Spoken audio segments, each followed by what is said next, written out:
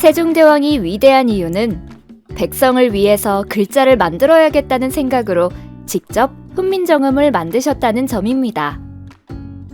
더군다나 전제군주 시절인 조선시대에 글자라는 것은 백성을 다스리는 하나의 도구로서 관리자들만 알아야 하는 것으로 인식되는 때였습니다. 지금으로 치면 조선의 최고 위치인 왕이 백성을 위해서 글자를 만들기로 결심하기는 쉽지 않았을 것입니다. 서양 언어학에서는 기본적으로 문자의 창제라는 개념은 없습니다. 처음에는 그림이나 표식이었던 것이 시간이 흐르면서 점차 자기들의 글자가 되었으며, 또 글자가 없던 사람들은 다른 나라의 언어를 표기하던 글자를 빌어와서 자기들의 말을 표기하는 글자로 사용하였습니다. 그러나 훈민정음은 처음부터 뚜렷한 목표를 가지고 창제된 글자입니다. 또한 세계 유일의 창제자, 즉 만든 사람과 창제 원리를 알 수 있는 글자입니다. 한글 창제 원리는 훈민정음 해례본의 해례에 자세하게 나와 있습니다. 여기서 한 가지 유의할 점은 시기적으로 15세기 중엽, 서양에서는 르네상스가 한창인 때였고 전반적으로 인류의 지혜와 지식이 무르익는 시기였습니다. 따라서 글자에 대한 지식이나 정보도 쌓여있는 시기였기 때문에 훈민정음은 이러한 인류의 경험과 지혜가 모여서 나온 하나의 창조물이라고 할 수가 있겠습니다. 세계의 모든 글자는 이전에 형성된 몇 가지의 문자에서 기원합니다. 크게 보면 한자와 이전에는 상형문자라고 불렀지만 현대 언어학에서는 성강문자라고 부르는 이집트 성강문자, 그리고 서령문자, 즉 쐐기문자가 있습니다. 성강문자의 경우에는 점차 이미지가 만들어지면서 발달하여 오늘날의 알파벳이 된 것이죠. 그런데 한글은 이들 여러 문자와 비슷한 점을 찾아보기 어렵습니다. 많은 학자들이 한글의 기원을 그 이전의 문자에서 찾기 위해 노력했습니다. 그러던 중 학자들 사이에서 파스파 문자와의 연관성에 집중을 하게 되었습니다.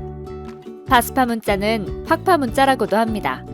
파스파는 티베트의 승려 이름입니다. 글자를 보시면 우리 한글과 좀 유사한 측면이 있습니다. 글자 모양이 사각형에 가깝고 한글 앞글자를 찾아보면 간혹 비슷한 모양도 보입니다.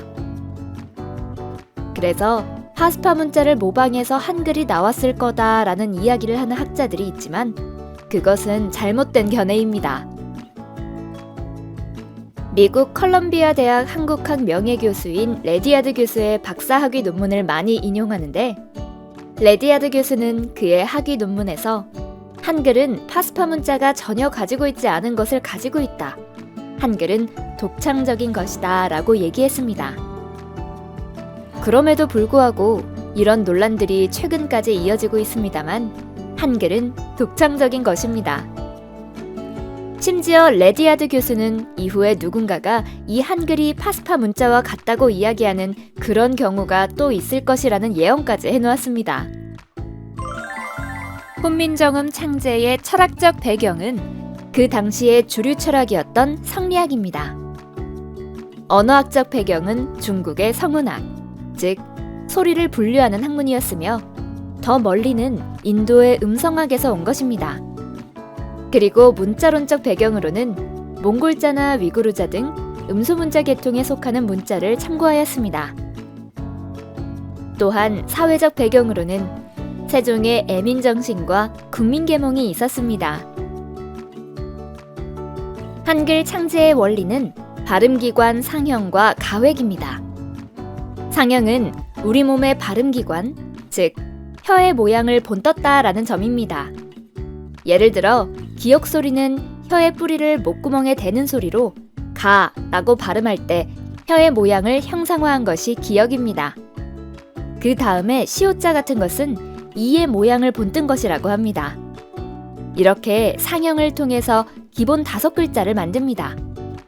기역, 니은, 미음, 시옷, 이응. 그 다음에 소리가 세지면 획을 보탠다 해서 가획자로 적어놓고 획을 보탭니다. 중국의 성운학은 하나의 음절을 성모와 운모로 나눕니다. 干干 하지만 세종대왕은 한자처럼 두 개로 나누어 가지고는 제대로 이 글자를 운영할 수 없다라는 생각에 이르렀고, 삼분법, 즉 초성, 중성, 종성으로 나누어서 글자를 만들게 됩니다. 간 이는 완전히 독창적이고 획기적인 이론입니다.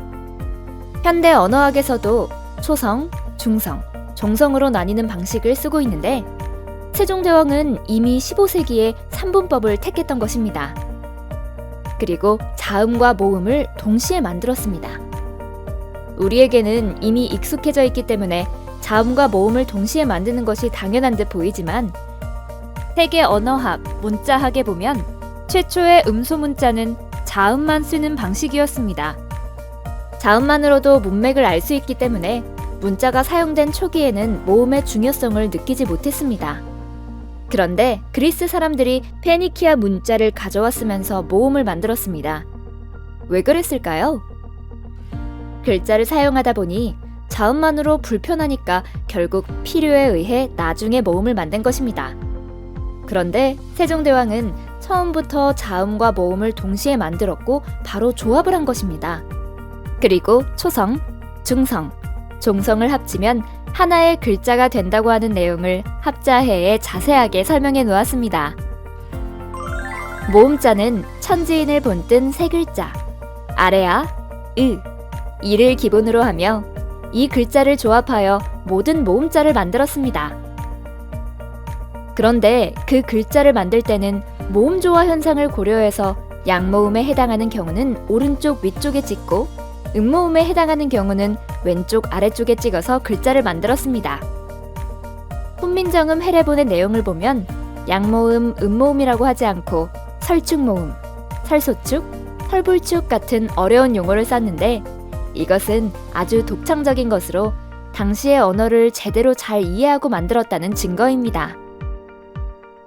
이런 세종대왕에 대해서 우리는 당연히 존경하는 대상입니다만, 세종대왕의 위대함은 이미 세계적으로도 알려져 세계 50대 언어학자라는 책에 세종임금이 포함되었습니다. 동양권에서는 세 사람이 들어갔는데, 고대 인도의 산스크리트 문법가인 파니니와 8세기 아랍어 문법책을 쓴 페르시아의 시바와이히, 그리고 세종대왕입니다. 책에서는 세종대왕이 50대 언어학자가 된 이유를 이렇게 설명했습니다. 세종대왕은 지적으로 탁월하고 이를 즐겨하였다. 그는 문화, 과학, 기술적 발전을 성취하였다. 그의 확실한 업적은 한글을 창제한 것이다. 한글은 세계 문자 중에서 경이로운 것인데 매우 정교하며 수학적인 일관성이 있는 문자이다. 이처럼 위대한 세종대왕과 한글이 세계적으로도 높은 평가를 받고 있다는 점은 요즘 갈수록 인기가 더해가는 K컬처, 나아가 한국의 위상과도 깊은 관계가 있음을 누구라도 알 것입니다.